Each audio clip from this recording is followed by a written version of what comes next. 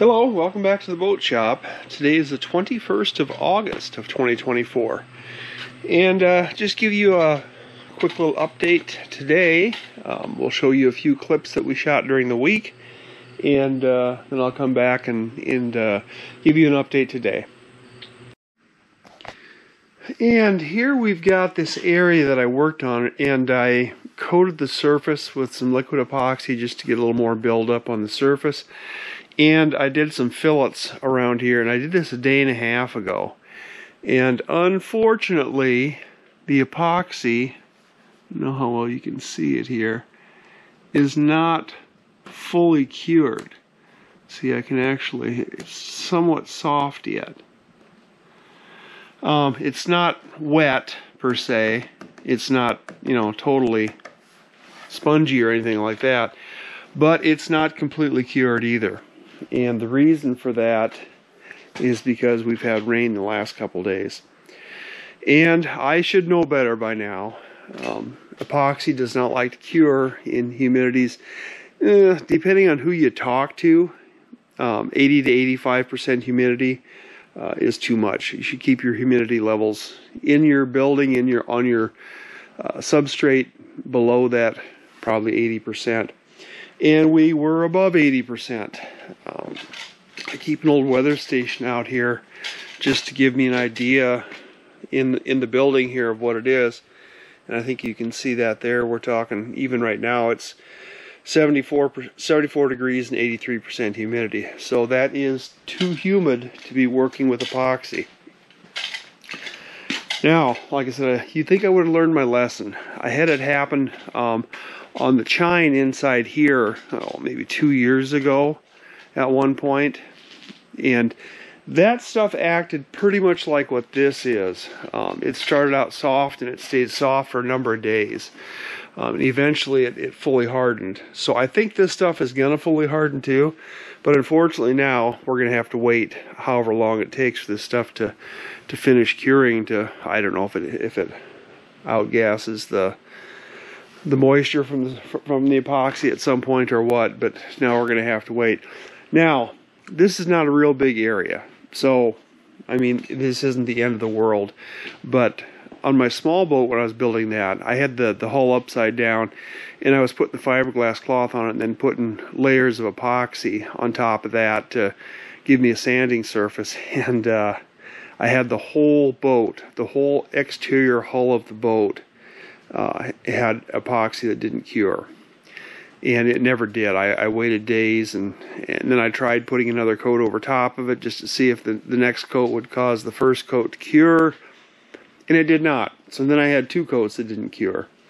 And so I wound up having to scrub with vinegar and then sand and go through probably $100 worth of sanding pads and sanding discs and sanding paper to get that icky, sticky, gooey stuff off of there. So,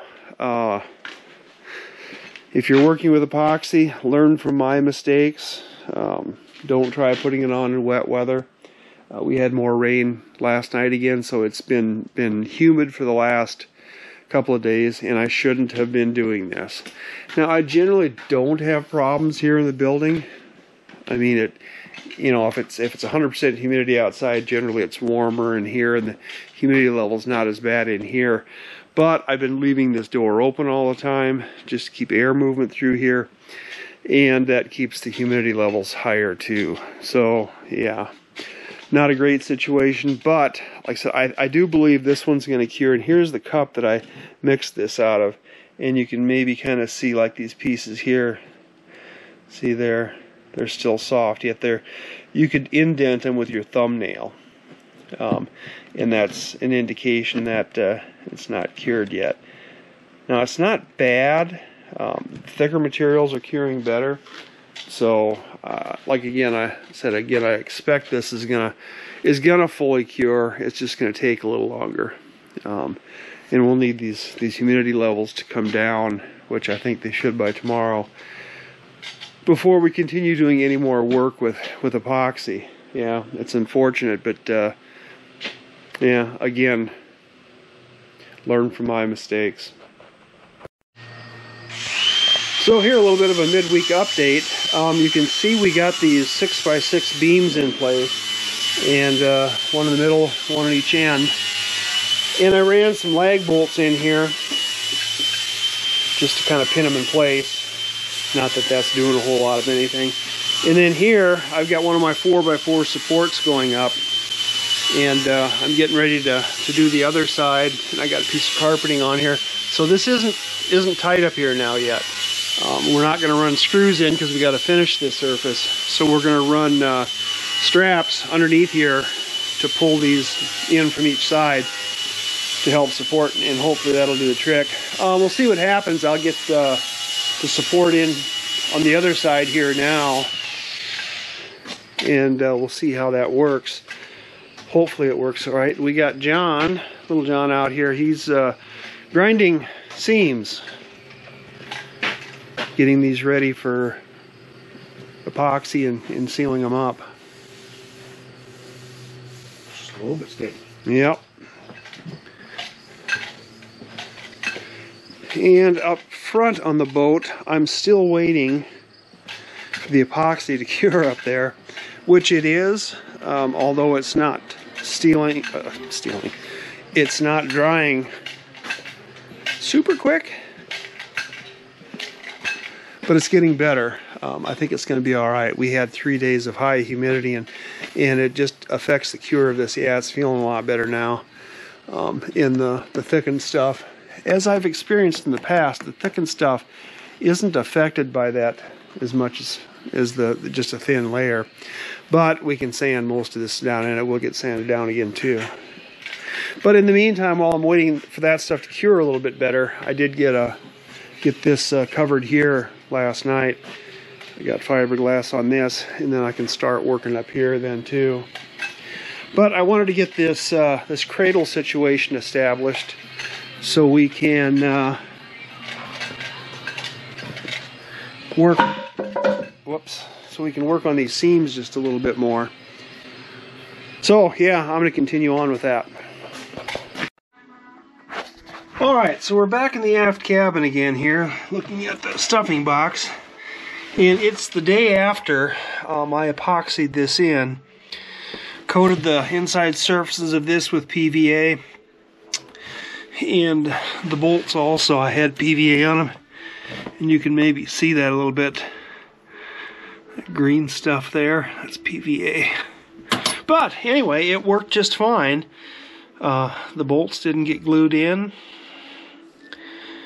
and everything came out fairly easy. I just gave it a couple whacks with the dead blow hammer, and it released just fine. Now, oh, well, oh. Let me get that slit ahead. It's kind of hard to do with one hand. But there you can see what I was left with. And that's a perfectly smooth, flat surface. Now, in the middle here, I didn't have enough epoxy in there. I was a little worried about getting too much epoxy in there and squirting too much in here and having a problem there. So I was a little conservative in there, but that doesn't matter. We need the surface, you know, all the way around here to be solid, and it is. So now we've got this absolutely perfect mating surface for the body of this to go up against. And yeah, you can see how we needed a little bit more down here, and it's quite thin up here. But that's what I knew was going to be the case. And I don't know, side to side, a little hard to tell. It may have been a little thinner here again, and just a touch thicker on this side. But anyway, that worked real well. Here's more of that PVA that I peeled off. That's that mold release. Stuff really works well. Anyway, so now we'll have to put just a little bit more cleaning up, and then I'll put some sealant around here, and we'll get this sealed on there, and I'll put a little extra sealant. Oop, there's more PVA I need to peel off. Yeah, I'll probably bring a brush or something. I don't know if you can see that or not. Bring a brush or something in here and clean that up just a little bit. And then we'll, a couple places I'll scrape a little bit too, maybe. But, yeah, I'm happy with that. That's going to work fine. And that'll still give us the ability to get the sealant on there, put it back together again, bolt it in, and we'll be done with it. Yeah. And, yeah, and this works just fine. Yeah, it had the desired effect. Alright, so today is Monday, and as you can see here, I have got the stuffing box pretty much installed.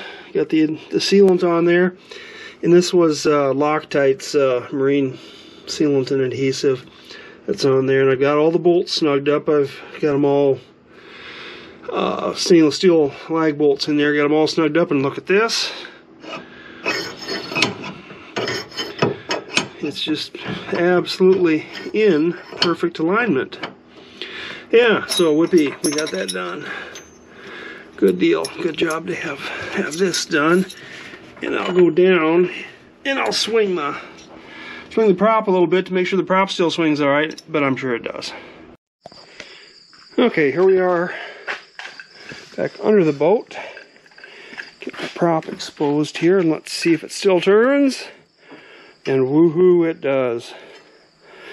I would say that's about as smooth as you're going to expect a prop on a 2-inch shaft to turn. So yeah, even just one finger will turn it. So I think we're in good shape. I think we've got alignment as perfect as is humanly possible. And everything's snug and tight and sealed up. So yeah, we're good to go. Put a little tape over here, masking tape over here, just to keep dust and dirt and crap out of there. And I had this thing covered because I was working up here. I was starting to put the tape on in this seam here, put the fillet in here in the tape. Yeah, I got a couple spots on this. I don't know what happened here, why this let go here. But the 10 ounce, it's not the 1708 underneath, it's the 10 ounce on top. Pulled away a little bit. It wasn't that way when I did it. But it, yeah, released just a little bit, so don't know for sure what I'll do there. I mean, it's not going to be an issue, watertight issue, but I suspect I'll probably just sand this out and then put a little filler in there. Don't you agree, Archie? That's what we should do? Just sand it and put a little filler in there? Yeah, I think so. And then over here, you can kind of get an idea here of what I'm going to do for these supports. You know, I had talked about running the supports under the boat, but unfortunately, without cutting a compound angle up here, that wasn't gonna. You weren't going to be able to get these perpendicular to the boat. So I went ahead and left these with the angles cut up here so it fits under there. That twisted the board a little bit, so I had to run the support, these doohickeys here, to the cradle there rather than, and that's fine. We might, you know, need some more tie down points on the cradle for something else in the future too. But yeah, that seems to be working fine. This is not attached to the boat. It's just sitting on this piece of carpeting, and it's yeah, pretty solid. And you can crank these individually, which maybe is a good deal too. And you know, same thing here. This is all really nice and solid. And I put 4 screws in down here. I was going to put some steel 3/4 inch pins in there, drill a hole up into this post and then down into this cradle beam here, and put a 3/4 inch pin in there. But that was going to kind of complicate things because I mean, it's a fixed length here, so if you had it loose enough that it would fit in there, then it wasn't going to be real snug in the hole there. So yeah, I ran 4 screws on the bottom of each one of these posts. So yeah, we're continuing to make progress, slowly but surely. So I got myself a little checklist here, getting a few things checked off the past week or so, and yeah, it's always good. One of the things I got checked off is the supports for on the cradle here. So as you can see here now, we've got all the supports on this side and all the supports on this side. Yeah, and it seems to be working quite well. I went back up and checked the level of the boat, and it was still at the 0.05 degrees, which is very minimal, and so that was good. It didn't move in the process of putting these in. As you can see, there's carpeting in here. There's screw coming down into the top of this to hold this plywood on. We've got 4 number 10 screws, just construction screws holding the bottom onto the cross beam there. And then here you can see I put that's actually a 4x4 that was cut down a little bit. I cut, I think, 1 inch off that or whatever, but so it's about 3 inches by 4.5 inches there. But I put that little piece in there to get this angle, because the way these lay up against the boat, you know, they're at a bit of an angle, so these are angled. And to get a straight pull, because if you pull from one side too much, you know, if I'd go all the way down there with it, then would want to slide these over. And if I put it just straight out, I maybe could have on these, but then it would want to pull it this way a little bit. So I put that little cross piece in there to hold it in place in the right position. And I got to thinking that maybe that's not a bad deal either. When we go to move the boat, that would put, you know, a couple of small beams on either end of the boat here, and that would keep the boat from sliding on the cradle when we go to move it. So yeah, I think that's what we're gonna do. This one here in the middle was square enough that we really didn't have to, so we just got one strap going across there because it's pulling at a relatively straight angle. Relatively. Actually, that strap probably should have gone on the other side of the, but yeah, it works all right. And then here in the back, where we've got the most angle, running the strap down to the next beam was adequate. I mean, that was a pretty straight pull that direction. So yeah, that worked well there. So we got the boat well supported. Got some pretty good tension on these, and of course you've seen the adventure of getting this prop in the shaft and everything mounted. I haven't been doing much more here because it was raining the last couple days, so I did get one more section on here, but it's been raining again, so I didn't want to risk working with epoxy in the rain, so I didn't. But yeah, same thing over here. See, I got that 3x4 in there, and over here this has been 8 days now since I did this, and it is finally fully cured, or is probably as fully cured as it's going to be. And it's, yeah, it feels good, it looks good. You can't get your, you know, your fingernails or anything into it. I think we're at a point now where we can start working on this again, sand it, and get it ready to go. Another thing I've been working on is getting my sea strainer mounted in the engine room there. And I've got the through hole here. This is a 1.5 inch. The engine, they actually call for a 1.25 inch. So I've got this going up as 1.5 inch into the sea strainer, and then coming out of the sea strainer, I'll do the 1.25 inch into the engine. I want it a little bit bigger here. I don't know, just, you know, a little more capacity, water flow capacity, if you start getting a little build up in there or whatever. But I kind of wanted this straight through deal here, so that I could rod out the intake here from inside the boat, take the cover off the sea strainer, and then run a rod through the sea strainer opening, pull the basket out, and then you can run a wood dowel or fiberglass rod or whatever through this to clean it out if it gets plugged. You know, I thought about running dual strainers and then being able to isolate them and all that. Yeah, that's nice, that's handy and all that, but I don't know. It's a lot of extra plumbing, and it makes the plumbing that much more complex, and you got pipes and hoses and stuff in the way when you're trying to work in there. And in the end, I decided if I mount this in a position that I can get easy access to it, and like I said, rod it out, and then I have over temperature sensors in the boat.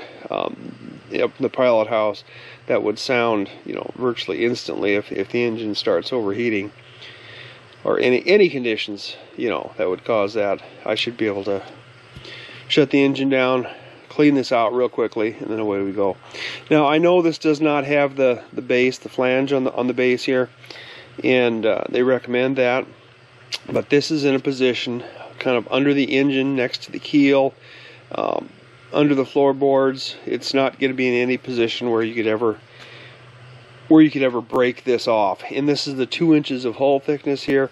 Boy, that's going to be pretty well supported the way it is. I really don't think we need one of those flanged adapter plates on there. Yeah, I'm pretty happy with that. And I think ABCY or ABYC, is it? American Boat and Yacht Council.